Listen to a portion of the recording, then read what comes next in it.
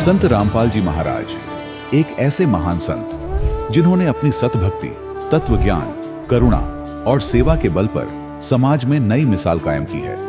संत रामपाल जी महाराज की अगुवाई में उनके सभी सतलोक आश्रमों से समाज कल्याण के अद्भुत कार्यों ने समाज को सुनहरे भविष्य की एक नई उम्मीद दिखाई है। संत रामपाल जी महाराज से नाम दीक्षा लेने के बाद लाखों लोगों की लाइलाज बीमारियां जैसे कैंसर, एड्स आदि ठीक हुई। संत जी के ज्ञान से प्रेरित होकर उनके अनुयायियों ने लाखों यूनिट रक्तदान किया। संत जी ने लाखों बहन बेटियों का दहेज मुक्त विवाह करवाया।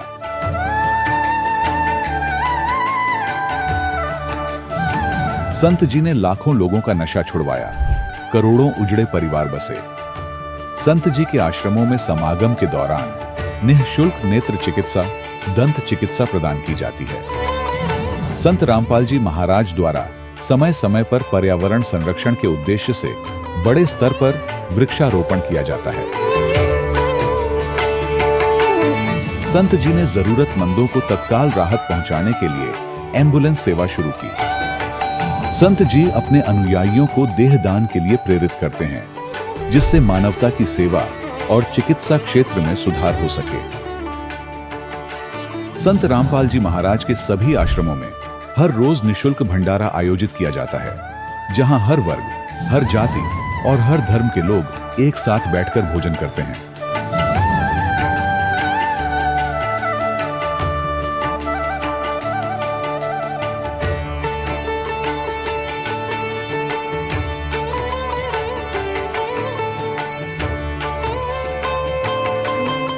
संत रामपाल जी महाराज की अन्नपूर्णा मुहिम ने गरीब और बेसहारा लोगों के जीवन में एक नई ऊर्जा और उम्मीद को जन्म दिया है। घर घर खाद्य सामग्री और जरूरी मदद पहुंचाकर संत रामपाल जी महाराज ने लोगों को दुख और मजबूरी से लड़ने की ताकत प्रदान की है।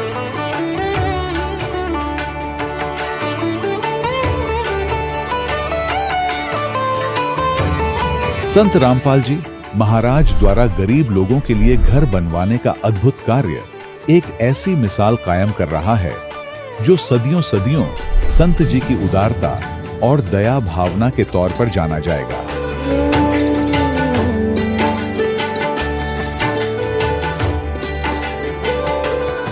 संत रामपाल जी महाराज के आश्रम में हजारों बुजुर्गों को सम्मान और प्यार के साथ जीवन जीने का अवसर मिलता है। उनके खाने, रहने और स्वास्थ्य की पूरी जिम्मेदारी संत रामपाल जी महाराज उठाते हैं। अनाथ बच्चों के लिए संत रामपाल जी महाराज के सभी आश्रम किसी वरदान से कम नहीं। यहाँ उन्हें शिक्षा, संस्कार और भविष्य के लिए बेहतर अवसर प्रदान किए जाते हैं। चाहे बाढ़ हो, भूकंप या महामारी, संत रामपाल जी महाराज और उनके अनुयायी हमेशा ही जरूरतमंदों के लिए सबसे आगे खड़े रहते हैं। कोविड महामारी के दौरान संत रामपाल जी महाराज के आश्रमों से करोड़ों लोगों के लिए भोजन, दवाइयां और जीवन रक्षक सामग्रियां उपलब्ध कराई गई। चाहे गरीब की मदद हो या किसी शोषित और पीड़ित वर्ग के हक और सम्मान की लड़ाई, संत रामपाल जी महाराज ने हमेशा ही उनकी दबी आवाज को सरकारों तक पहुंचाया है और उन्हें उचित न्याय दिलवाने में अहम भूमिका अदा की है। समाज में आध्यात्मिक और सामाजिक मूल्यों के प्रति जागरूकता लाने में संत रामपाल जी महाराज हर कदम पर मानवता के सच्चे सेवक साबित हुए हैं। संत रामपाल जी महाराज का जीवन हमें सिखाता है कि सच्ची सेवा वही है जो निस्वार्थ भाव से की जाए। आइए हम भी इस महान सेवा के कार्य में इस महान संत से जुड़ें और संत रामपाल जी महाराज से नाम दीक्षा लेकर अपने जीवन को धन्य बनाएं।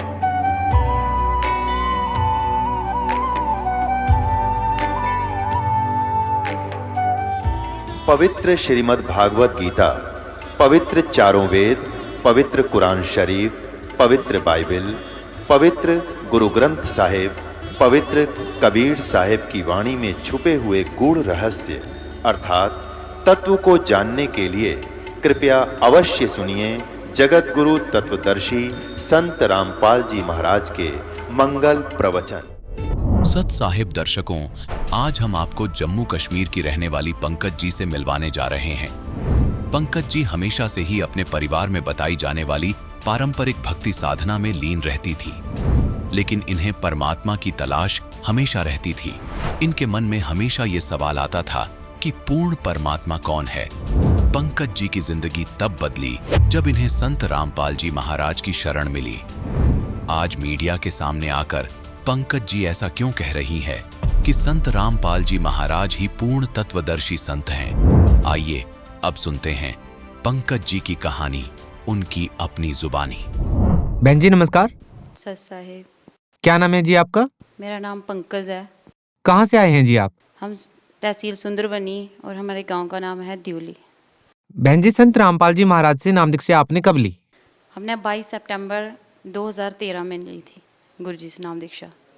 संत रामपाल जी महाराज की शरण में आने से पहले आप क्या भक्ति साधनाएं करते थे? जैसे नवरात्र व्रत, ब्रह्मा विष्णु महेश की भक्ति करना, अन्य जो देवी देवता जो कोई बता देता, और ये तांत्रिकों के जाना अगर कोई प्रॉब्लम होती तो ये सब पूजाएं हम करते थे। जैसे कोई बता देता वहाँ जाने से ये लाभ होता है, हम सभी जगह जाते थे। जो साधनाएं आप पहले कर रहे थे उन साधनाओं के करने से आपको क्या लाभ मिला? हमें कोई लाभ नहीं मिला। एक जगह जाते थे, जैसे कोई बताता था वहाँ जाने से ये लाभ होगा, लेकिन वहाँ जाने से कोई लाभ नहीं होता था। फिर दूसरी जगह कोई बताता, हम दूसरी जगह जाते थे। किसी देवी देवता के लिए बोलते कि उसकी भक्ति करने से ये लाभ होगा, तो हमें किसी कहीं भी कुछ भी करने से कोई लाभ नहीं हुआ अभी तक। संत रामपाल जी महाराज की शरण में आप कैसे आए? संत रामपाल जी महाराज जी की शरण में हम, मेरे चाचा जी का लड़का है, तो चाचा जी मेरे सुनते थे सत्संग टीवी पे, तो उन्होंने देखा जब वहाँ पे भक्तों के अनुभव सुनते थे कि उनको ये लाभ हुआ, उनको ये हुआ। तो मेरा जो चाचा जी का लड़का है उसको किडनी में प्रॉब्लम थी, तो वो बहुत ज़्यादा, वो पहले हॉस्पिटल में एडमिट रहा, तो वो भी बड़े परेशान थे। बहुत सारे देवी देवताओं को मना रखा था उन्होंने, ये बकरे चढ़ाना, जो भी कोई बताता ये करने से ये ठीक हो जाएगा, तांत्रिक बताते ये टोना टाटका करने से ठीक होगा, लेकिन वो उसे कोई आराम नहीं हो रहा था। फिर जब वो कहने लगे कि चलो इतना कुछ कर लिया है तो यहाँ भी होके हम आ लेते हैं, तो जब उसने वहाँ से नाम दीक्षा ली तो उसको अपने आप ऐसे आराम फील होने लगा, जो कि उसे कहीं भी जाने से उसने कभी नहीं महसूस किया कि मुझे कुछ आराम हो रहा है। बिना दवाई के वो ठीक होना शुरू हो गया।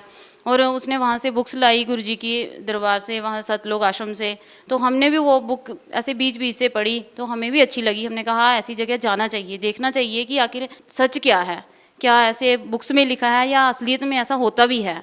तो फिर हम वहाँ गए और हमने संत रामपाल जी महाराज जी से नाम दीक्षा ली। बहन जी जो श्रद्धालु संत रामपाल जी महाराज से नाम दीक्षा लेने के लिए जाते हैं, क्या उनसे पैसे लिए जाते हैं? हम आपसे भी ये जानना चाहेंगे कि आपने कितने पैसे दिए संत रामपाल जी महाराज से नाम दीक्षा लेने के लिए? भगत जी ये तो बिल्कुल उन लोगों ने अफवाहें फैला रखी हैं, ये चाहते नहीं कि संत रामपाल जी महाराज जी का ज्ञान आगे बढ़े या वहाँ लोग जाकर नाम दीक्षा लें। अगर किसी को ऐसा लगता भी है तो वहाँ जाकर देख सकते हैं, प्रैक्टिकली देख सकते हैं। हमारे कहने से शायद उनको इतना विश्वास ना लगे। कुछ लोग कहते हैं कि टीवी पे अगर ये भक्तों के अनुभव आते हैं तो ये हमारे गुरुजी के लिए, संत रामपाल जी के लिए, कि वो इनको पैसे देते हैं तो वहाँ बोलने के लिए। ये भी बिल्कुल झूठ है। जो चाहते नहीं कि गुरुजी का ज्ञान चले, जो नकली गुरु हैं, वो अपने जो शिष्य हैं उनको दाएं बाएं ना जाने के लिए, ये भटक ना जाएं हमारे दरबार को छोड़ के, हमें जो इतनी आमदनी हो रही है हमारी बंद ना हो जाए, इसलिए ये अफवाहें फैला रखी हैं। बहन जी हिंदुस्तान में बहुत सारे धर्मगुरु हैं, आपने संत रामपाल जी महाराज से ही नाम दीक्षा क्यों ली? सर हमने पहले भी एक गुरु बना रखे थे। जैसे हम ग्रंथों में बचपन से मैं पढ़ती थी कि वहाँ लिखा हुआ था कि गुरु जो है, गुरु के बिना गति नहीं है। तो हमने पहले एक गुरु बना रखे थे, हमारे सुंदरबनी में ही हैं वो। तो उन्होंने हमें शिव जी की भक्ति के लिए कहा था कि वे शिव जी की भक्ति करनी है, माता पार्वती की। उन्होंने हमें मंत्र भी दिया था कि आप ये ओम ह्रीम नमः शिवाय मंत्र का जाप करो। हम वो भी करते थे। फिर ऐसे मन में होता था कि देखो हम गुरु को तो हमने बना लिया, अगर गुरु बिना गति नहीं है तो फिर हम अन्य साधनाएं क्यों करते हैं। जैसे श्राद्ध निकालना, अन्य देवी देवताएं को भी पूजना, तो जब भी हम अगर गुरुजी की भक्ति करते तो ऐसे वो उनका जो मंत्र जाप करते थे तो ऐसा लगता था कि अब पता नहीं दुर्गा जी की नहीं आज भक्ति हो पाई है। मतलब कि एक जगह ध्यान मन टिकता नहीं था हमारा। बहन जी, जैसा कि आपने बताया कि पहले आपने किसी और को गुरु बना रखा था, अब आपने संत रामपाल जी महाराज से नाम दीक्षा ले ली है। हमने ये भी सुना है कि गुरु बदलने से पाप लगता है, गुरु नहीं बदलना चाहिए। कहीं ना कहीं आपको लगता है कि गुरु बदलकर आपने कोई गलती की है या कोई पाप किया है? जी, ऐसा बिल्कुल भी नहीं है। गुरु तो कहते हैं कि वो है जो हमें परमात्मा का मार्ग बताए, हमें सही रास्ता दिखाए, ईश्वर का प्राप्ति का रास्ता बताए। वैसे तो गुरु हमने बना रखे थे, अन्य साधनाएं भी करते थे, लेकिन आत्मा में मन में संतुष्टि नहीं होती थी। ऐसा लगता था कि नहीं, ईश्वर कोई और है, ईश्वर कोई एक है जो जिसे मानने से हमें ये अन्य कुछ भी करने की जरूरत नहीं है, ऐसा लगता था। और हमने जब गुरुजी का ज्ञान सुना, गुरुजी से नाम दीक्षा ली, उनके द्वारा बताई गई भक्ति की, तो हमें ये लगा कि हाँ, ये सच है। जो भक्ति को हमारे गुरुजी बताते हैं कि लोग कहते हैं वो देवी देवता छुड़वा देते हैं, वो ये करवा देते हैं, इन्होंने अब ऐसे कर लिया, धर्म बदल लिया। तो अगर कोई ये वही कहते हैं जिन्हें पता ही नहीं हमारे गुरुजी की भक्ति वो क्या बताते हैं, क्या साधना है। तो जब हमने ये करके देखी है, हमने ये सब जाना है, गुरुजी के ज्ञान को जाना है कि वहाँ बिल्कुल सही भक्ति बताते हैं। ऐसे तो हमें लगता था जैसे हम किसी दिन दुर्गा का व्रत रख लेते थे, नवरात्र व्रत रख लिया, शिवरात्रि का व्रत रख लिया, तो तब ऐसे लगता था नहीं, आज माता की भक्ति नहीं हो पाई। हमारे गुरुजी जो भक्ति बताते हैं उसमें सभी देवी देवता आ जाते हैं। देखिए, हर श्रद्धालु अपनी भक्ति को सही मानकर कर रहा है। आप किस प्रकार ये डिफाइन करेंगे कि वो भक्ति ठीक है या नहीं? संत रामपाल जी महाराज ने आपको जो भक्ति बताई है, क्या वो ठीक है? संत रामपाल जी महाराज जी जो भक्ति बता रहे हैं बिल्कुल गीता के अनुसार है, वेदों के अनुसार है। जितने भी हमारे ये गुरु ग्रंथ साहिब हैं, कुरान शरीफ हैं, इनके अनुसार है। उन्होंने प्रमाण सहित बता दिया कि ईश्वर कौन है और वो किस प्रकार हमें मिल सकता है। और इससे और बड़ी बात क्या होगी? बाकी तो जहाँ जाओ कोई रामायण की कथा सुना देता है, कोई महाभारत की कथा सुना देता है, वहाँ जाकर ऐसा लगता है कि ये तो हमने पहले भी सुन रखी है, यहाँ हम आकर अपना टाइम क्यों वेस्ट कर रहे हैं। तो अब जैसे ही दुनिया में जितना ज़्यादा व्यवस्था भी बढ़ गई है, तो गुरुजी का जब ज्ञान सुनते हैं तो ऐसा लगता है कि ये कहाँ से, ये तो हम खोज रहे थे। तो हमें ये बात अच्छी लगी गुरुजी का ज्ञान सुनकर, और हमें प्रमाण मिला कि परमात्मा क्या है, और हमारी जो मन में आत्मा को ये शांति मिली कि वाकई परमात्मा है और कैसा है वो, हमारे गुरुजी के ज्ञान से ही हमें पता चला। बहन जी, संत रामपाल जी महाराज से नाम दीक्षा लेने के बाद आपको क्या क्या लाभ मिले? हमें सबसे पहले लाभ तो ये हुआ कि हमें परमात्मा का सही मार्ग मिला, जिसके लिए हम बचपन से भक्ति तो कर रहे थे, हर सुख पाने के लिए शायद या किसी भी कारण परमात्मा को पाने के लिए भक्ति कर रहे थे, लेकिन हमें वो एक जो मन में जो एक आत्मा में जो प्यास थी कि नहीं, ऐसा करके भी लगता था कि नहीं, हम सही नहीं हैं, हम सही भक्ति नहीं कर रहे हैं। लाभ ये हुआ कि जैसे हम सबसे पहले जब हमने नाम दीक्षा ली तो हमारी जो दादी जी हैं वो लगभग 100 वर्ष की आयु में ऐसे चारपाई पे पड़ी हुई थी, बहुत ज़्यादा सीरियस थी वो। तो उनको ऐसे घर में जैसे मेरी मम्मी उनकी सेवा करते थे तो उनको कुछ चीज़ें ऐसे डराने आती थी, जैसे कि हमारे घर में नाम दीक्षा लेने से पहले बहुत भूत प्रेतों का साया था। तो उनको ऐसे लगता था जब मेरी मम्मी जी उनके पास जाती तो वो कहती थी कि मेरे को ये चीज़ खा रही है, मेरे को बंदर खा रहा है, मेरे को ये खा रहा है। और जब हमने नाम दीक्षा ली तो मेरे जब ये घर में पाठ चलने लगा तो उनको ये भूत प्रेतों का डराना बंद हो गया, बिल्कुल नहीं। और वो हम सबसे फिर अच्छी तरह से बात करने लगी।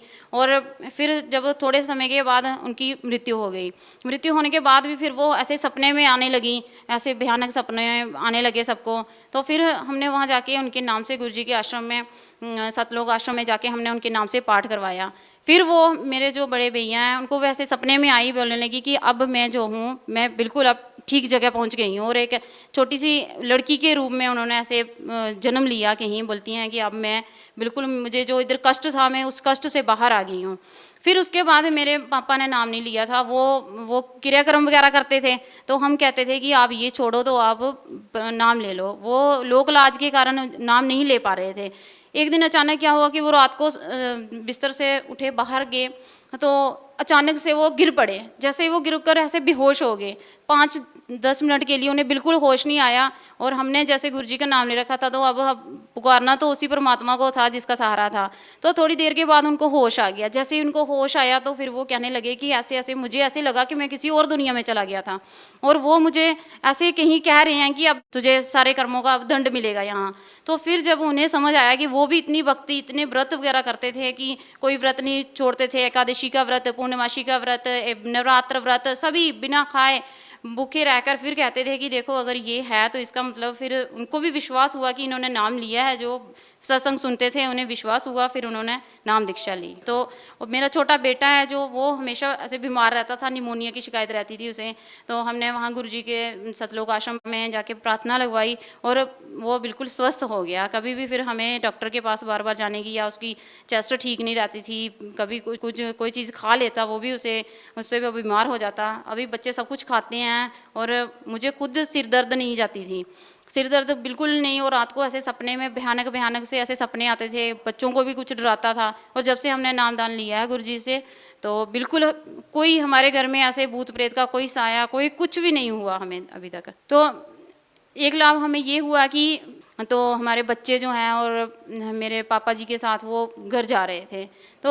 हाईवे पे रास्ते में क्या हुआ कि अचानक से रात के टाइम उनकी जो गाड़ी है वो फुटपाथ से टकरा गई, और इतने ज़ोर से गाड़ी टकराई कि पीछे जो गाड़ी थी उन्होंने देखा जब, तो उन्होंने कहा कि अब इसमें से एक भी जो है बंदा बचने वाला नहीं है। तो परमात्मा ने ऐसी कृपा की, हमारे संत रामपाल जी महाराज जी की इतनी दया हुई कि बच्चों को बिल्कुल, बच्चे सोए हुए थे, ऐसे सोए से जागे बच्चे, किसी को कुछ पता नहीं चला कि क्या हुआ है। बिल्कुल गाड़ी को खरोंच नहीं आई किसी भी बंदे को, मम्मी पापा को, एक भगत जी हमारे जम्मू के थे वो साथ में बैठे हुए थे, बिल्कुल किसी को कुछ भी नहीं हुआ।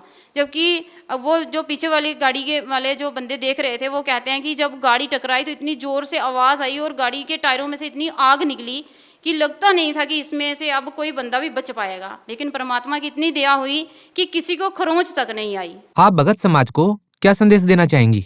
भगत समाज से यही प्रार्थना है, ये जो गलत धारणा बनाकर बैठे हो, एजुकेटेड समाज है, किसी को समझाने की या किसी के कहने से वहाँ जाने की ज़रूरत या उनको मानने की ज़रूरत नहीं है। आप अपनी आंखें खोलकर देखो, अपने शास्त्र, अगर कोई मुस्लिम है तो अपना कुरान शरीफ खोलकर पढ़ो, हिंदू है तो आप श्री गीता जी को पढ़ो, अगर कोई सिख भाई हैं तो अपने गुरु ग्रंथ साहिब जी को पढ़ो। जो भी है हमारी बाइबल भी गुरु जी खोलकर बताते हैं, उसमें भी परमात्मा क्या है, कौन है, उनका रूप कैसा है, सब गुरुजी खुद हमारे संत रामपाल जी महाराज जी खुद बताते हैं।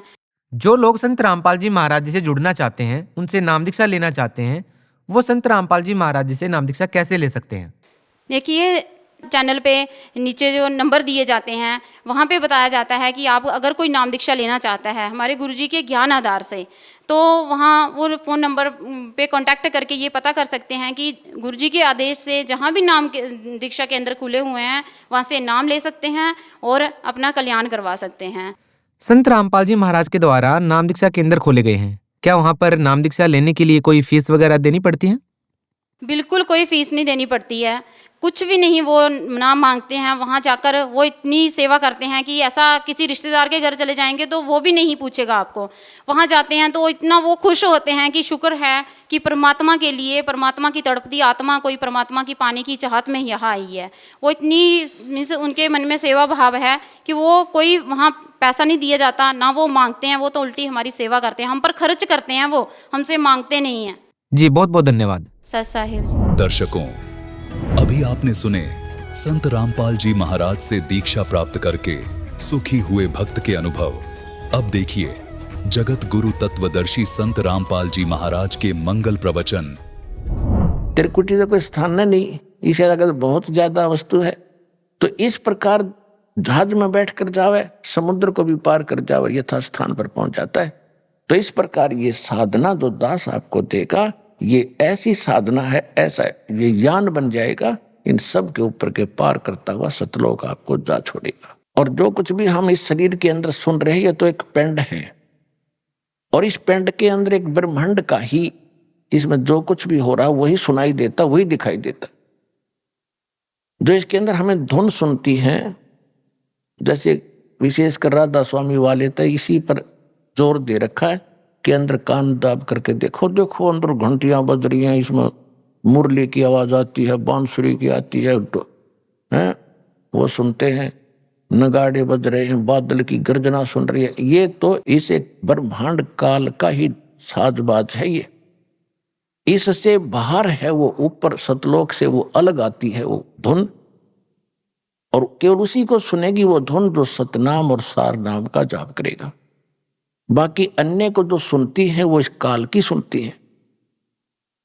इस शरीर के अंदर जो भी सुन रही काल की ही सुन रही है, और वो परमात्मा की धुन इनसे हटकर होगी। लेकिन उस धुन के सुनने से कोई प्रयोजन सिद्ध नहीं होगा आपका। आपका सिद्ध होगा मंत्र जाप करके, जो दास कहे ऐसे करते रहो।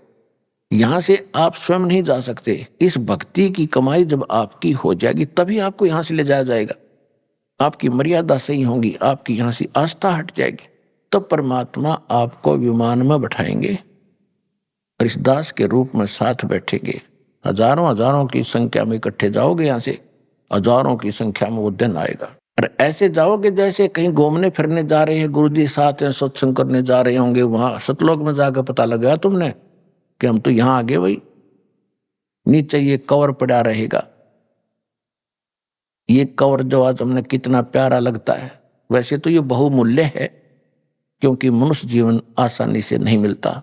लेकिन मनुष्य जीवन प्राप्त करके भक्ति नहीं की तो क्या प्राप्त हुआ? ऐसा पशु का, ऐसा मनुष्य का। तो इस मनुष्य शरीर को तो ऐसा समझना, भक्ति करने के बाद इससे हमारा प्रयोजन पूरा हो गया। जैसे अंडे में बच्चा बनता है और बच्चा बनने के बाद बच्चा उड़ जाता है और कवर पड़ा रहता है, तो मूल वस्तु जो बनानी थी वो बच्चा बनना था उस अंडे में। उस अंडे बिना बन नहीं सके था, अंडे के कवर बिना। तो ये तो एक अंडे का कवर है जो अपना है। इसके अंदर ओरिजिनल इस ताकत से, भक्ति से, जैसे अंडे को मादा पक्षी ऊपर बैठकर उसको ऐसी हीट देती है, अपनी ताकत देती है, जिससे वो बच्चा बन जाता है। और बच्चा बनने के बाद वो फूट जाता है और वहां उड़ जाता है, कवर पड़ा रहेगा। तो ये दास समझो, माता समझो, और आप इस शरीर रूपी कवर में बच्चे समझो। इसमें ऐसी भक्ति, ऐसा ज्ञान, ऐसी शक्ति दे देकर आपकी भक्ति इतनी चार्ज हो जाएगी सूक्ष्म शरीर के अंदर, चलते समय ये ऊपर का कवर अंडे का पड़ा रहेगा और वो असली वस्तु सतलोक पहुंच जाएगी, जो इसका प्रयोजन था।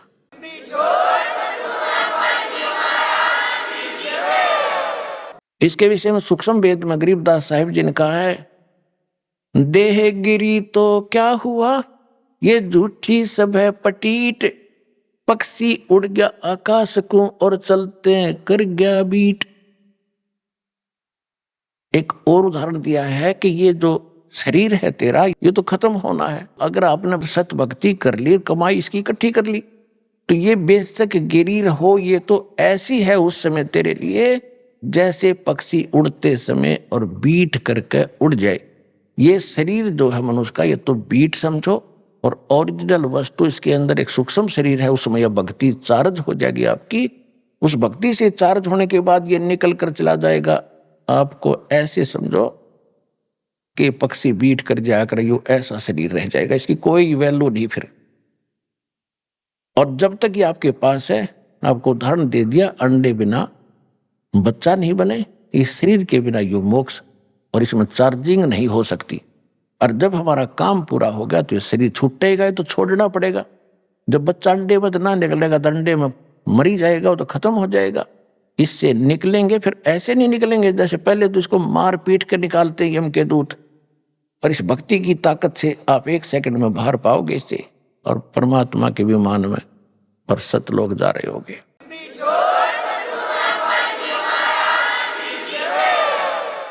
तो ये इतनी ताकत देगा आपको ये सतनाम। तो उसके बारे में जैसे हम आपको बहुत सी मर्यादा बताते हैं कि आपने ये त्योहार आता है होली, इसके अंदर कुछ भी सहयोग नहीं देना है, पार्टिसिपेट नहीं करना है। देखो पुण्यात्माओं, इस ज्ञान से आपका मन हटेगा इन बकवादों से। एक भक्त बता रहा था कि हमने 10 वर्ष तक कोई त्योहार मना कर नहीं देखा। हमारा एक परिवार है, चाचे ताऊओं का 10-12 घर हैं, उनमें 10 मौत होगी, एक वर्ष में 2 हो जाती, कई मौत होगी। तो जो कोई भी त्योहार हमने नहीं मनाया। त्योहार निकट आवे और कोई ऐसा निकट संबंधी या कोई भाई या माँ बाप वो मर जा, जुआ, कोई बहन विधवा होगी, हमने कहता 10 साल हो गए त्योहार नहीं मनाया कोई भी। अब इधर से होरी खेल रहे हैं, उधर कोई मृत्यु का संदेश आ जा, टक्कर मार रहा हो, तो अब खेल ले होरी, खेल के दिखा। इसे गंदे लोक में क्या करना था, क्या करने लग गए आप लोग। तो गरीबदास साहिब जी के पास गांव के लोग आए कि आओ महाराज, होली खेलेंगे। परमात्मा के बच्चे बोले, भाई हम ये होली नहीं खेलते, हम होली खेलते हैं राम नाम की। राम नाम की होली जो खेलता उसको कभी हानि नहीं होती, दुख नहीं होता। और राम नाम की होली भी तभी खेली जाएगी जब हमारे पास राम का नाम सही होगा। तो राम नाम कौन सा है सही? गरीबदास जी तो क्लियर कर रखा है, राम नाम जप कर थर होई, ओम सोहम मंत्र दोई। यू है राम का नाम। तो उसके बारे में क्या बताते हैं? सतनाम पालड़ रंग होरी हो। गरीबदास जी की वाणी में तो वो अक्सर न्यारे न्यारे लिखे हैं, लेकिन मैं बार बार नहीं बताऊंगा, उसको मैं सतनाम बोल रहा हूं। ग्रंथ में वो दोनों मंत्र न्यारे न्यारे लिखे हैं, ये और ये मंत्र पालड़ रंग होरी हो, तो उसको गुप्त करके दास सतनाम बोल रहा है। वैसे गरीबदास जी की वाणी में वो दोनों मंत्र लिखे हैं कि दोनों मंत्र पालड़ रंग होरी हो, मैं उसको सतनाम कह रहा हूं। तो क्या कहा कि सतनाम पालड़ रंग होरी हो, भाई 14 लोक चढ़ावे राम रंग होरी हो, 3 लोक पासेंग धर रंग होरी हो, तो ना तुले तुलाया राम रंग होरी हो। अब इस सतनाम की आप भक्ति करोगे तो आपके घर पर कोई आपत्ति नहीं आओगी, ना कोई अकाल मृत्यु होगी, ना कोई दुख होगा, ना कोई रोग सतावेगा। तो असली होली, असली खुशी तो हम राम नाम के रंग से ही खेल सकते। उनका कहने का भाव ये है। अब जैसे तखड़ी के अंदर, तराजू के अंदर बैलेंस बोलो अंग्रेजी में, इसके 2 पलड़े होते तराजू के, और इसमें एक पासिंग शब्द आया, पासिंग। शायद अब तो पासिंग एजुकेटेड बच्चे हो गए, इनको पता नहीं होगा पासिंग किसे कहते हैं। जब तखड़ी के अंदर, तराजू के अंदर कोई त्रुटि होती थी, अनबैलेंस्ड होती थी, उसको बैलेंस करने के लिए, उसकी वह त्रुटि रहित करने के लिए ऐसे चेक किया जाता था। हमारे घर पर, हमारे पिताजी के पास ये दुकानदार बनिए लोग, सौदागर आते थे गेहूं, बाजरा, ज्वार मोल लेने के लिए, क्योंकि दास का जन्म एक किसान परिवार में हुआ। तो हमारे पिताजी कहते थे, सेठ जी पहले अपनी वो तखड़ी चेक करा, इसमें कोई डांडी तो नहीं है, यानी कोई डिफेक्ट तो नहीं है। तो ऐसे करता था। तो अगर कोई डिफेक्ट होता, टेढ़े मेढ़े होते वो, तो दूसरी तरफ उसको बराबर करने के लिए जो कणक तोलनी होती, मान लिया गेहूं तोलना है, तो थोड़ा सा गेहूं उठाकर 10-20 गेहूं उठा के और दूसरे पलड़े में डाल दिया जाता था, और वो फिर तखड़ी बराबर हो जाती थी, उसमें त्रुटि नहीं रहती थी। तो वो पासिंग जो है, वो 4 दाने 20 दाने गेहूं के, वो कोई सौदे में नहीं है। सौदा तो फिर है, वो 10-20 क्विंटल तोला जाएगा गेहूं, वो है सौदा। तो कहने का भाव ये है कि परमात्मा का एक सतनाम विधिवत लिया हुआ, ये 2 अक्षर का मंत्र जो है, एक सतनाम कंप्लीट हो जाता है, एक बार बाहर छोड़ो, दूसरा अंतर लो, ये हो गया पूरा, बस एक मंत्र ये है। इसको उस तराजू के एक पलड़े में रख दो और यहाँ के 14 लोग चढ़ा दे, शिव जी का लोक, विष्णु का लोक, ब्रह्मा जी का लोक, दुर्गा का लोक, ये और ऊपर के ब्रह्म लोक, और ये जितने भी खेड़े हैं ये, और ऊपर के गोलोक वगैरह, ये ऐसे 14 लोक होते, तला तो ये सारे कहते ये एक साइड में चढ़ा दो। और 3 लोक तो पासंग रख दो, पासंग जिनका कोई सौदे में लिंक नहीं है। वो कौन कौन से 3 लोक? या पृथ्वी, स्वर्ग और पाताल लोक। अब पुण्यात्माओं, क्योंकि आपको ना तो कोई ज्ञान देने वाला मिला अपने को, और ना ही हमें सिद्धार्थ मार्ग का ज्ञान है। जब आप इस ज्ञान से परिचित हो जाओगे तो ये छोटी मोटी जो आप कोई कोठी बंगले, कोई 150 एकड़ जमीन लेकर के अपने आप को धन्य मान बैठे हो, यो अंधेरा हटेगा आपका। अब कोई एमएलए बन जाता है, कोई सरपंच बन जाता है, बस पूछो मत, न फूला नहीं समाता, सरपंच बन गया, चेयरमैन बन जाता है, एमएलए बन जाता है, एक मंत्री, मुख्यमंत्री बन जाता छोटे से स्टेट का, तो उसकी खुशी का कोई ठिकाना नहीं होता। ये बच्चों के खिलौने लगेंगे आपको, जैसे बच्चे अनजान खेल रहे हो गुड़िया के साथ। और परमात्मा क्या बताते हैं कि जो धन, जो वस्तु, जो कमाई आप कर रहे हो, वो कितनी कीमत आपके पास इकट्ठी हो रही है। कबीर साहब कहते हैं, कबीर सब जग निर्धना, धनवंता ना कोय, धनवंता सो जानियो, जिस पे राम नाम धन होए होए। परमात्मा कहते हैं, सारा संसार निर्धन है, चाहे सारी पृथ्वी का शासक हो और चाहे इंद्र की गद्दी प्राप्त हो, देवताओं का भी राजा हो, मृत्यु के उपरांत उसके पास कुछ नहीं होगा। और आपके पास इतना धन होगा कि आपके लिए ये 3 लोक भी पासिंग होंगे, यूजलेस, पूरी पृथ्वी भी यूजलेस आपके लिए। आपको ऐसा स्थान, ऐसा धन, ऐसी वस्तु वहां मिलेगी जाकर के। अब क्या बताते हैं, कोई मंत्री बन जाता है, प्रधानमंत्री बन जाता है, सब समझता मैंने अपने जीवन को सफल कर दिया। और जब वो अध्यात्म ज्ञान से परिचित हो गए, और आप तो हो ही लिए, तब आपको पता चलेगा इसने तो अपना जीवन नाश कर लिया, खाक सफल कर लिया मनुष्य जीवन को। मनुष्य जीवन का काम तो शुरुआत भी नहीं की। कोई पूर्व में कोई अच्छा नेता था, कोई अच्छा कोई संत महात्मा था, और उसका क्या करते हैं, मरने के उपरांत उसका स्टैच्यू बनाते, मूर्ति उसकी स्थापना कर देते, एक ऊपर छतरी ही बना देते, और वो कहीं गधा बना होगा बिना भक्ति करके, और वहां उसके 1 साल में माला डाल रहे, उसकी बड़े गुणगान कर रहे, तो खाक गुणगान है ये। तो परमात्मा के ज्ञान से जब आप परिचित हो जाओगे, तब आपको महसूस होगा कि आपको क्या मिला और इस संसार को क्या मिला, जो आपको आज महिमावान नजर आ रहे हैं। लास्ट में जब भगवान के दरबार में आपकी कीमत आंकी जाएगी, उसमें पता चलेगा वो तो कौड़ी थे, तो सारी पृथ्वी का राजा हो, और आप लाल बन गए इस भक्ति के करने से, भगवान के दरबार में पहुंच जाओगे। अब क्या बता रहे हैं कि सतनाम पालड़ रंग होरी हो, एक मंत्र, और 14 लोक चढ़ावे राम रंग होरी हो। और 3 लोक, पृथ्वी, स्वर्ग और पाताल, ये तो सौदे में नहीं, हमारे में, इसको तो पासिंग रखे, ये तो यूजलेस, जैसे वो 4 दाने रखे थे। तो ना तुले तुलाया राम रंग होरी हो।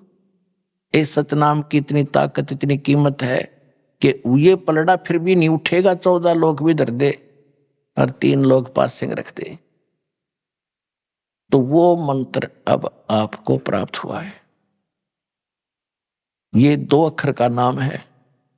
तो आप देखिएगा कि आप कितनी भक्ति कर रहे हो, और इतनी भक्ति करते करते भी आपको कितना समय लगेगा। जैसे बैटरी आपके मोबाइल की, और ये डाउन हो जाती है, डिस्चार्ज हो जाती है, जब चार्जर पर लगाते हैं 1-1 घंटा लगी रहती है, जब जाके चार्ज होता है कि बिल्कुल खत्म हो चुकी थी। तो आपकी भक्ति इतनी कमजोर हो गई थी, आपकी आत्मा इतनी डिस्चार्ज हो ली थी कि ये सिमरन और ये भक्ति और दान धर्म आप आजीवन करते रहोगे, तब जाकर के आप चार्ज होगे और ऊपर जान जोगे होगे। तो इसे सदा कि जब आप ऊपर से आए थे तब कितने आपके पास भक्ति धन था, उसको इस काल ने लूट लिया आपका। सबसे पहले इसने स्वर्ग बनाए, महास्वर्ग बनाया, और वहां इसने रेस्टोरेंट बना रखे। आप जो पुण्य अपने बाप से लेकर आए थे सतलोक से, इसने सारे खर्च करवाए ऊपर स्वर्ग में। जब आपको लूट लिया उस रेस्टोरेंट में, आपके 10%, किसी पर 25% ये कमीशन लेता है उन स्वर्ग में, और बाकी जो खाना पीना आपको देता है उसका मनमाने रेट लगाता है। आपको वहां बकवाद करने के लिए अपने उर्वशियां छोड़ रखी हैं और विमान दे रखे, कहीं सैर सपटे करो, खर्च आपके पुण्य हो रहे होते। जब आप वहां कति कंडम हो जाते हो, खाली हो जाते हो, तब आपको पृथ्वी पर पटक देता है।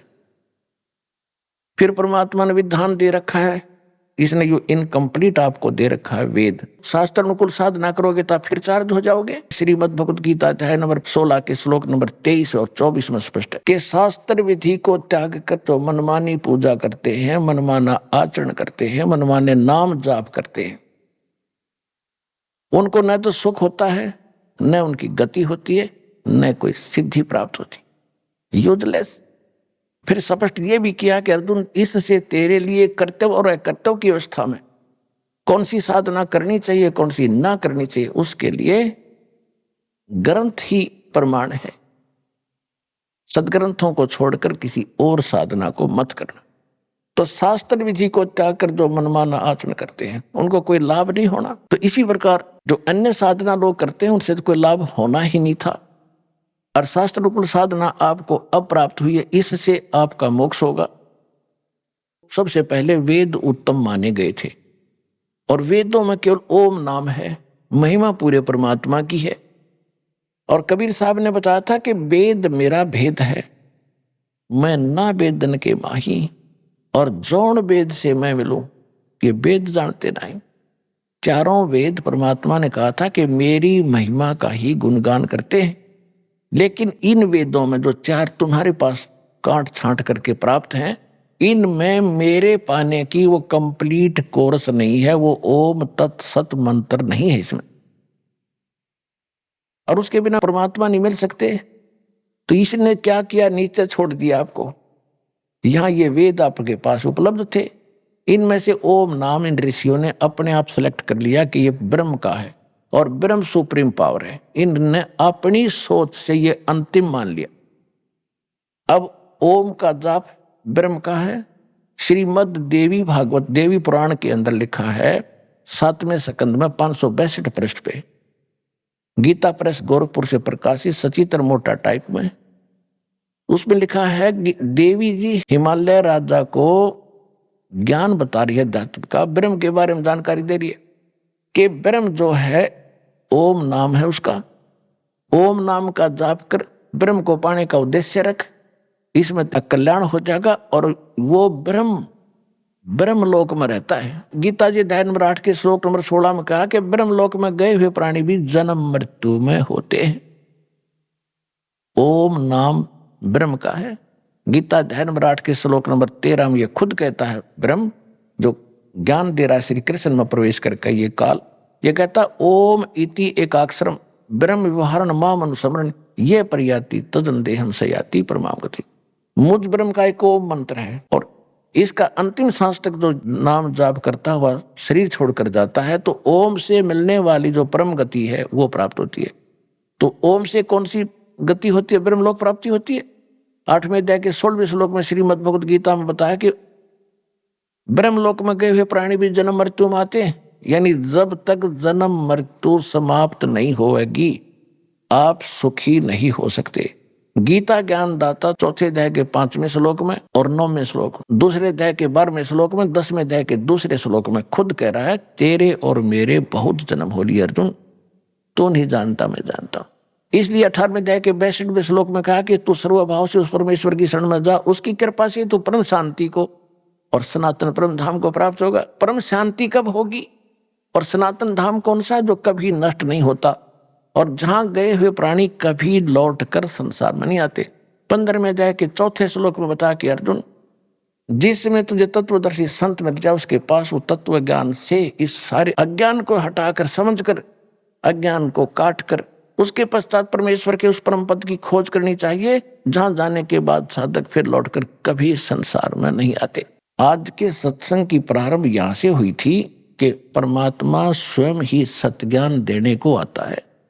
इस काल ने सबको भरमा रखा है, ये सबको भरमाता है, मिसगाइड करता है। तो वो ज्ञान इन ऋषियों को प्राप्त नहीं हुआ, क्योंकि 4थे अध्याय के 32वें श्लोक में कहा कि अर्जुन वो परमात्मा के मुख कमल से जो उच्चारण होता है ज्ञान, जो परमात्मा खुद आकर अपने मुख कमल से बोलता है वो वाणी, वो उसके अंदर इन यज्ञों यानी धार्मिक अनुष्ठानों की जानकारी विस्तार के साथ कही गई है, उसको तत्व ज्ञान कहते हैं। 4थे अध्याय के 34वें श्लोक में कहा कि उस ज्ञान को तो तत्वदर्शी संत बतावेंगे, उनको दंडवत प्रणाम करने से, कपट छोड़कर उनसे विनम्रता पूर्वक प्रसन्न करने से वो तत्वदर्शी संत तुझे उस परमात्मा यानी तत्व ज्ञान का उपदेश करेंगे। इससे सिद्ध है कि गीता ज्ञान जो दे रहा है उसको पता नहीं है उस तत्व ज्ञान का। इसी प्रकार यजुर्वेद अध्याय नंबर 40 के मंत्र 10 के अंदर कहा कि कोई तो परमात्मा को संभवात कहता है, यानी जन्म लेता है राम और कृष्ण के रूप में। कोई असंभवात कहता है कि वो कभी जन्मता ही नहीं, वो निराकार है। इसकी सही जानकारी वो तत्वदर्शी संत बताते हैं, उनसे सुनो। तो इन ऋषियों की बुद्धि पर पत्थर गिर गया कि जब इन वेदों से हटकर भी कोई और बताने वाला है और कोई ज्ञान भी और है, वो इनको पता नहीं चला। इन्होंने ओम नाम को अंतिम मान के आपे निष्कर्ष निकालकर इस पर दृढ़ हो गए। ये जब ओम नाम का जाप करते हैं ब्रह्मलोक चले जाते हैं, वहां पूंजी समाप्त करके लुट पिट के ये फिर वापस पटक दिए जाते हैं। इसके दौरान जो पाप होते हैं वो पाप भी भोगने पड़ते हैं। यहाँ सभी कर्म आपको भोगने पड़ते हैं, पुण्य भी और पाप भी।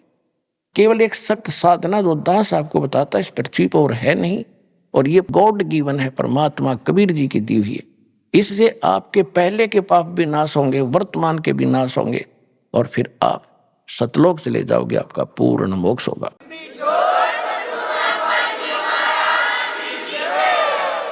तो ये क्या करता रहा अभी तक? इसने सबसे पहले आपको ऊपर रखा, वह आपकी सारी पुण्य जो वहां से लाए थे वो सारे लूट लिए, फिर आपको पटका पृथ्वी पर।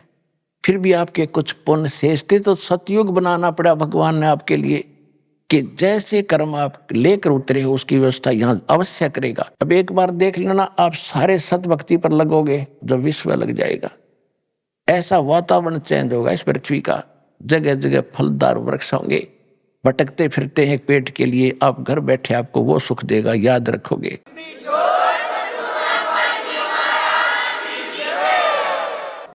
तभी भक्ति करेंगे, संतोष होगा। अब हम भक्ति उसी समय कर सकते हैं जब हमारे ये अन्य जो परंपराएं बेमतलब की, किसी गरीब व्यक्ति का 2 कन्या होगी, 3 होगी, उसका तो मरण हो जाता, भक्ति 100 कोस नहीं, कैसे ब्याहूंगा, दहेज के राक्षस 4 बैठे हैं, पता नहीं कैसे बेटी पराई होगी, और फिर कोठी बंगले बनाने लगे, फिर कर्जा हो गया, उसके ऊपर टेंशन। तो ये सब समस्याएं समाधान होंगी। और जब आप भक्ति करोगे तो सतलोक से आपके हिस्से की इस पृथ्वी पर इस काल को देगा। ये तो भिखारी, इसके पास है ही नहीं कुछ भी। पुण्यात्माओं, आपने भगवान सुना था, जाना नहीं था। दास ने उस भगवान को जाना है। अब जैसे जब परमेश्वर कबीर जी एक कपड़ा बुनकर निर्वाह करते हुए लीला कर रहे थे, एक झोपड़ी में रहते थे, शाम का आटा है तो सुबह का शायद ही होता, और उस समय वो प्रचार भी करते थे, जनता को समझाया करते थे अपने बच्चों को। वो तो एक लीला करने आए थे, आते ही हैं ऐसे, वो नियम है उनका, प्रत्येक युग में एक बार वो ऐसा करते हैं। तो उस समय एक निर्धन व्यक्ति हैंड टू माउथ कमावे और खावे, कपड़ा बुने। 1 हफ्ते में कितना कपड़ा बुन देगा आदमी? 50 फुट भी ना बने, 20 फुट भी ना बने, और उसके बिकने के बाद वो मेहनताना मिलना था, बस उससे गुजारा कर रहा। और ज्ञान सुनाते थे भगवान यही, क्योंकि तुझे उद्देश्य ये लेकर आते। तो उस समय उनका इतना विरोध कर दिया था हिंदू और मुसलमान के धर्मगुरुओं ने, ना वो ज्ञान से हारे। परमात्मा कबीर जी, उनके पास कख था ही नहीं, परमात्मा के ज्ञान के सामने वो टिक नहीं पाए, ऐसा सॉलिड परमात्मा का ऐसा ज्ञान था। और ना मारने से मरे, तब उन्होंने एक ऐसी युक्ति लगाई, घटिया षड्यंत्र रचा कि कबीर एक निर्धन व्यक्ति है, इसके नाम से झूठी चिट्ठियां डाल दो। किनके पास? उन महामंडलेश्वरों के पास, जिनके सैकड़ों शिष्य उनके आश्रमों में रहते हैं। उस समय सबको चिट्ठी डाल दी कि कबीर नाम का एक सेठ, कबीर पुत्र नीरू, काशी शहर, और 3 दिन का भंडारा करेगा, भोज देगा 3 दिन का। और उसमें क्या क्या देगा? एक दोहर देगा, एक सोने की मोहर देगा।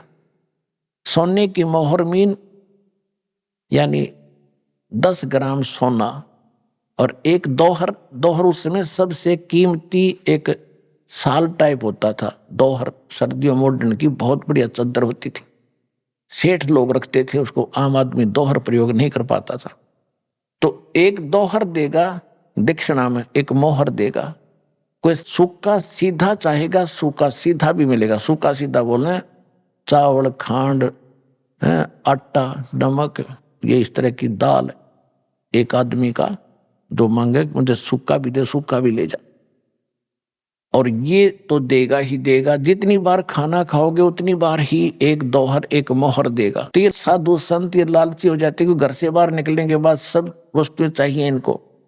और जब उन ऋषि उन मंडलेश्वरों को पता चला कि ऐसा दाव लगेगा, तो उन्होंने लूले लंगड़े सारे चेले ले लिए साथ में। अब चेलों को मिलेंगी खाने के बाद दोहर मिलेंगी, मोहर मिलेंगी, तो वो तो मेरी होंगी, जो प्रधान उनका गुरु होते थे वह। तो इस करके सबको लटका लाए, लूंगे लूले लंगड़े को भी। 18 लाख इकट्ठे हो गए, 18 लाख। अब पुण्यात्माओं, अब गरीबदास साहेब परमात्मा से परिचित हो चुके थे। उन्होंने फिर उनकी कैसे चित्रार्थ किया। रविदास जी चमार जाति से थे, कबीर साहब जुलाहा जाति धाणक जाति से मैं प्रसिद्ध थे, क्योंकि वैसे तो वो मालिक थे, संतों का कोई जाति नहीं होती, फिर भी उस समय विशेष छुआछात भेदभाव था। वो दोनों ज्यादा निकट रहते थे। तो सुबह सुबह रविदास जी ने देखा कि ये क्या होगा, जहां तक नजर जावे जनता, 18 लाख आदमी थोड़े नहीं होते। यहाँ मेरे ख्याल में सारे हिसार के अंदर नहीं होंगे 18 लाख आदमी। तो 18 लाख व्यक्ति आकर बैठ गए। वो साधु संत रविदास जी सुबह सुबह उठे, उनसे पूछना लगा कि भाई क्या बात है, अब कौन हो, कहां से आए हो। तो ऐसे पूछने वाले उनको बहुत मिल चुके थे। तो वो साधु संत कहते हैं कि काशी वालों, ए बनारस वालों, तुम कौन सी दुनिया में रहते हो? हम इतनी दूर से चलाए, तुम्हें यहाँ नहीं पता कि यहाँ क्या हो रहा है? यहाँ एक कबीर नाम का सेठ है, कबीर पुत्र नीरू, और वो एक भंडारा करेगा, हम उसके लिए आए हैं, आज ही शुरू होने वाला है। रविदास जी ने कहा कि कौन? फिर कहना भाई कौन है, किसका नाम से हो रहा है? कि कबीर पुत्र नीरू और काशी बनारस। अब कबीर पुत्र नीरू तो एक का था, जो रविदास जी को पता था।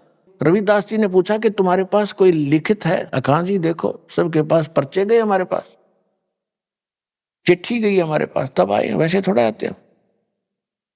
रविदास जी ने जाके भगवान को बताया घर पे कुटिया पे कि महाराज अब काशी छूटेगी अपनी। इन्होंने तो ऐसा जुल्म कर दिया कि अब हम यहाँ नहीं रह पाएंगे बनारस में। परमात्मा बोले क्या बात है कि ऐसे ऐसे बात होगी है। लाखों आदमी आए हुए हैं और सब ने चिट्ठी दे रखी। इन झूठे लोगों ने ये हमारे साथ मजाक किया है। इन गुरुओं ने, मुसलमान और हिंदुओं ने मिलके, और बहुत लोग आ गए। परमात्मा बोले रविदास जी दरवाजा बंद कर बैठ जा अंदर। हम दरवाजा खोलेंगे नहीं, घर से निकलेंगे नहीं, रात होने दे, घर छोड़कर चला जाऊंगा मैं अपने बच्चों को लेकर, ये नहीं जीने देंगे यहाँ पर मेरे को। रविदास जी को तो वहां बैठा लिया अपने साथ, और परमात्मा पहुंच गए सतलोक में। संदेश कर दिया वहां से कि तैयार करो। पहले बैलों से यातायात होती थी, क्योंकि रास्ते नहीं थे, ना बैल गाड़ी चला करती थी। बैल आगे पीछे चलते थे, एक दूसरे का रस्सा बांधकर, और बैलों के ऊपर जैसे गधों के ऊपर थैले रखते हैं, ऐसे बैलों के ऊपर कमर पे थैले रख के ये बंजारे यानी व्यापारी लोग व्यापार किया करते थे। किसी में जैसे 100 बैल हैं, 100 बैलों में मनमाने एक मन वजन 1.5 मन तो डाल ही देते थे। तो कोई शक्कर डाल रहा है, कोई चावल ले रहा है, तो ऐसे लाते थे पहले। इनको बंजारे बोलते थे। बंजारे यानी जो बनज करते हैं, जो सौदागर होते हैं, उनको उसमें बंजारा कहते थे। और बंजारों के लिए साधन ये बैल ही होते थे। बैलों के ऊपर सामान रख कर आते जाते थे, जिस कारण से परमात्मा ने एक बंजारे का रूप बनाया, केशव नाम रख लिया, और सतलोक में गए। आदेश पहले दे दिया था कि सामान बना बनाया बैलों के ऊपर, उन जीवात्माओं को आदेश दिया। अब यहाँ आप देखते हो कि परमात्मा का सारा ही उसका लोक है। अभी आपने सुने संत रामपाल जी महाराज के मंगल प्रवचन। आइए अब सुनते हैं संत रामपाल जी महाराज से नाम दीक्षा लेकर सतभक्ति करके अद्भुत लाभ प्राप्त करने वाले अनुयायी के विचार।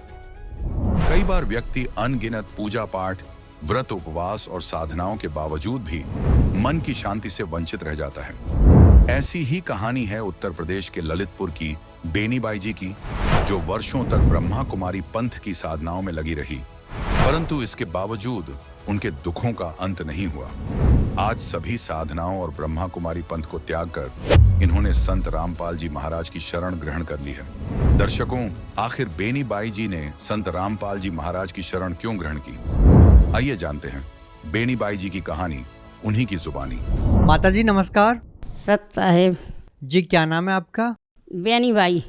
कहाँ से आए आप? जिला ललितपुर मड़ावरा। संत रामपाल जी महाराज से नाम दीक्षा लेने से पहले आप क्या भक्ति साधना करते थे?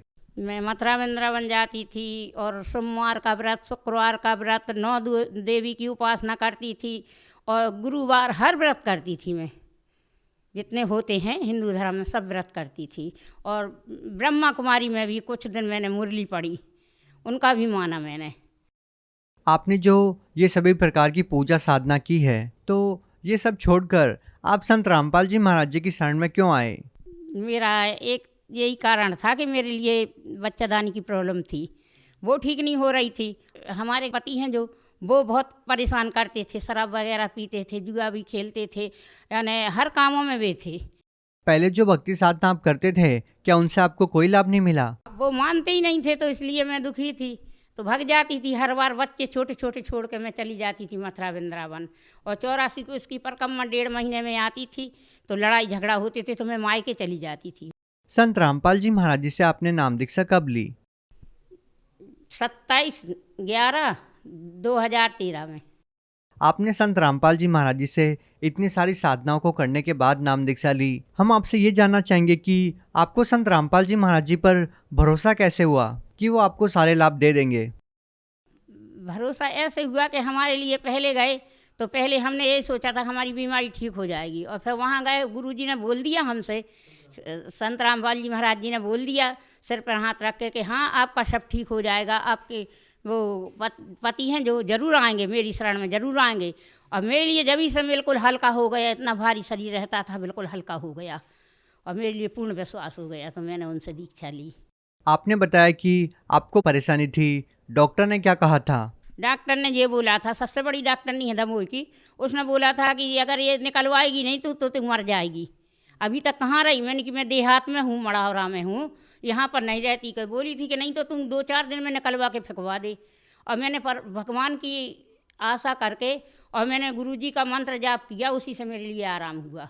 संत रामपाल जी महाराज से नाम दीक्षा लेने के बाद क्या आपने कोई ऑपरेशन करवाया कि नहीं करवाया? नहीं करवाया, कोई नहीं करवाया। माता जी, हमें एक बात समझ में नहीं आती कि आजकल डॉक्टर हैं, इतने बड़े बड़े हॉस्पिटल्स हैं, सभी लोग बोलते हैं कि बीमार होने पर डॉक्टर्स के पास जाना चाहिए, लेकिन आप एक संत के पास जाते हो, भक्ति करते हो और भक्ति करने से आपका रोग ठीक हो गया। लोग इस बात पे विश्वास कैसे करेंगे? भरोसा तो करना चाहिए। देखो सर, ऐसा है कि जो जिसके लिए फ़ायदा हुआ वो तो बताएंगे। जैसे हमने भक्ति की और भक्ति के मंत्र की शक्ति से हमारा रोग ठीक हुआ, और अगर आज हम गलती करते हैं तो हमारे लिए तकलीफ होती है। ये भी बात है, अभी गलती करें तो अभी की अभी सज़ा मिल जाती है। तो अपन को मंत्र जाप करना पड़ेगा। संत रामपाल जी महाराज जी के वचन पर भरोसा रखना, वचन में बहुत शक्ति है उनकी। हमारे लिए एक बार ऐसे ही हम अपने भगत जी के साथ जा रहे थे ट्रेन में, भोपाल सत्संग था गुरुजी का, तो हमारे भगत जी का ऑपरेशन हो गया था पेट का, तो उनके लिए धक्का लगा तो वो बोले कि चल गई गाड़ी, और बोले हम नीचे उतर रहे। हम तुम उतर जाओ, हम नहीं उतर पाएंगे, हम औरत जनी हैं, हम नहीं उतर पाएंगे। और फिर भी मैं इतनी मरीज हूँ कि मेरी कमर में दर्द होता है कभी कभी, तो वो बोले कि उतर गए। और फिर बोले आजा नीचे आजा, मैंने कि मैं नहीं आऊँगी। बैग फेंक दिया मैंने नीचे कि ले बैग ले लो तुम, हम भोपाल में मिल जाएंगे। वो बोले नहीं आ जाओ, पीछे आ रहे थे गाड़ी के, तो मेरे लिए लगा कि अगर ये 2 बैग लिए हैं और ऑपरेशन भरे हैं और अगर कहीं कछु हो गया तो लोग बोलेंगे कि ये बड़ी भक्ति करने गई थी और पति को ऐसा करवा के आ गई। तो इसलिए मैं कूद गई चलती गाड़ी में, थोड़ा प्लेटफार्म बचा था, जैसे यहाँ से जो गेट है अपना, और मैं कूद गई। तो कूदी तो जैसे ही मैं नीचे गिरी, जैसे ही संत रामपाल जी महाराज इतने ऊँचे दिखाने, छत बरोबर ऊँचे, इतने लंबे, और उनने मेरा हाथ पकड़ लिया। तो इतना पकड़ा तो ये 3 उंगली भर आई पकड़े में, नाखून अकेले पकड़े थे हैं। और मैं ऐसी देखी तो गुरुजी दिखाने, वही सफ़ेद कपड़े पहने, बाल सफ़ेद हैं जैसे संत रामपाल जी महाराज जी हमारे लिए दिखाने। हमने ऐसा देख लिया और ये हाथ ऐसे पकड़े हैं और ये गाड़ी तरफ ये पैर जा रहे थे, हवा में खींचते हैं, तो यहाँ से मेरे लिए घुटना लगाएं जैसे कोई ऐसा घुटना लगा लेता नहीं उड़ के, ऐसे घुटना लगा मैं डली रही और पूरी गाड़ी आगे के डिब्बे में थी, पूरी गाड़ी निकल गई। और जब फिर ये भगत जी पास में आए हमारे पतिदेव, तो वे बोले कि उठ जा, अब वो नीलखंडी भाषा है तो बोलते उठ जा जल्दी। सो मैंने कि ये हमारा हाथ छोड़ दें, छोड़ नहीं बोला, हमने बोल नहीं पाया कि ये हाथ छोड़ दें, और गुरु जी छोड़ के अलूप हो गए। आपको संत रामपाल जी महाराज स्टेशन पर दिखाई दिए? हाँ, स्टेशन पे नहीं, गाड़ी चका, जैसे गाड़ी का चका जाता है उसी के बिल्कुल साइड पे बिल्कुल। क्या संत रामपाल जी महाराज जी ने आपके जीवन की रक्षा की है? हाँ, संत रामपाल जी महाराज जी ने मेरे जीवन की रक्षा की है। हमारे पति को ये पहले तो शराब वगैरह ये छूट गया, वो मैंने कहीं जबारे वबारे में नगड़ियाँ गाड़ियाँ बजाते थे वो भी छोड़ दिया, बीड़ी तम्बाकू सब छोड़ दिया। और है सो ये उनका अपने पेट पर आना था, ये पेट की वो आँत होती है जो गैस वाली, वो फट गई थी। तो हम लोग ने मड़ौरा में इलाज करवाया, नहीं हुआ ठीक, फिर ललितपुर ले गए, ललितपुर रेफर किया, वहाँ ले गए, वहाँ भी ठीक नहीं हुए और इतना पेट सूज गया खूब। तो फिर हम लोग, हमारा लड़का था छोटा वाला और हम लोग थे, तो हम लोग लेके आए झांसी रेफर कर दिया। झांसी तक आए, डॉक्टर बोले अगर तुम 5 मिनट नहीं आते तो काम ख़त्म था। उसने तो यहाँ पर नली डाली और एक इत गले में डाली, 2 इत पेट में डाली हैं। उन्हें अब वो किया, कहने ये साफ करके लिया, फिर बोले कि चलो 26,000 की दवाई ले आओ। ये वे बोलते वे नली डलती हैं, वे लेके आई, सब पूरा कर दिया उनने। जब सांस लिख ली थोड़ी, और फिर बाद में 6 बजे से ऑपरेशन रूम में ले गए और वहाँ पर उनका ऑपरेशन नहीं हो रहा था भगत जी। और जब हम अंदर जाने लगे तो हम ऐसे बाहर हाल में खड़े थे, बहुत बड़ा हाल था वहाँ झांसी में, और भीतर इतनी बड़ी बड़ी लाइटें लगी थी जैसे ये आपकी लाइटें हैं, बहुत प्रकाश दे रही थी। वहाँ पर ऑपरेशन कक्ष में 12 बज गए रात के, हो नहीं रहा था ऑपरेशन। और इतने इतने हाथ पोछ पहने, मुँह में बांधे, डॉक्टर साहब आए और बोले आपका ऑपरेशन सफल नहीं होगा, आप लोग निराश होकर जाओगे। तो हमने कि अब क्या करें, तो हमने बोली हे संत रामपाल जी महाराज, आपकी भक्ति करते हैं तो हमारे लिए अभी से ऐसा नहीं भोगने पड़े, और आप ठीक कर दो, जैसा बने, जैसा मालिक आप कर दो। तो गुरुजी आए साक्षात, ऐसे जैसे गाड़ी चलती है तो वो पेड़ वगैरह चलते हैं ना ट्रेन में, ऐसे दिखते हैं, ऐसे दिखे गुरुजी माँ से सफ़ेद बिल्कुल, और चले आए। और ऐसे हमने प्रणाम किया, दंडवत प्रणाम किया गुरुजी को, और बस उनने हमारे लिए ऐसा आशीर्वाद दिया और ऐसे मुड़ गए ऑपरेशन कक्ष में। तो हमने इतना देखा, फिर हमारा लड़का गया पीछे से, तो उसने देखा कि इतना वो पेट में का सामान सा निकाल के उसमें जो कुछ किया हो उनने, और वैसे रख के रह गई थी, हाथ खड़ी कर दी थी डॉक्टर ने। और फिर इसके बाद में फिर उनके लिए दिखाने, तो उनसे बोला, जो कुछ बोला हुआ बोल रहे थे कि ऐसा बोला था कि यह सो आज तक की तेरी थी सो हो गई थी, आज तेरे घर के रोते जाते, लेकिन आज मेरी शरण में है, संत रामपाल जी महाराज जी की में बोले मेरी शरण में है, तो तेरे लिए हम अपने कोटे से उम्र देते हैं। आपको संत रामपाल जी महाराज जी हॉस्पिटल में दिखाई दिए साक्षात? अस्पताल में भीतर जाते दिखाई दिए। क्या संत रामपाल जी महाराज जी ने आपके पति का ऑपरेशन किया? हाँ, उन्हीं ने किया है, आज भी ठीक है, बस चलाते हैं, सब करते हैं ठीक। आपको संत रामपाल जी महाराज जी इतने सारे लाभ दे रहे हैं, संत रामपाल जी महाराज आपको दर्शन दे के जा रहे हैं, आपको स्टेशन पे आके बचा रहे हैं, हॉस्पिटल में आके आपके पति का ऑपरेशन किया है, आपके पति की रक्षा की है, लेकिन संत रामपाल जी महाराज जी तो एक साधारण से दिखने वाले संत हैं, लोग उनको भगवान कैसे मानेंगे? भगवान हम लोग मानते हैं, गुरु गोविंद दोनों खड़े काके लागू पाए, और बलिहारी गुरु आपने जो गोविंद दिया मिलाए, ना गुरु मिलता ना गोविंद भगवान को पा पाते अपन, तो बिना गुरु के गति नहीं होती है, तो हम तो गुरु को मानते हैं। आप भगत समाज को क्या संदेश देना चाहते हैं? भगत समाज को यही संदेश देना चाहते हैं कि सब जन भगवान के इस पर विश्वास करो, और संत रामपाल जी महाराज जी का सत्संग आता है टीवी में, तो उनमें नीचे जो नंबर लिखे होते हैं उन पर कॉन्टेक्ट करके और उसके आधार से आप दीक्षा ले सकते हैं। कोई भी नज़दीक का नामदान स्थल है, 500 आश्रम खुलवा दिए मालिक ने नामदान स्थल, तो कहीं पर भी अपन दीक्षा ले सकते हैं और अपना कल्याण करवा सकते हैं, अपना सबका दुख दूर कर सकते हैं परमात्मा जी। धन्यवाद सत साहेब।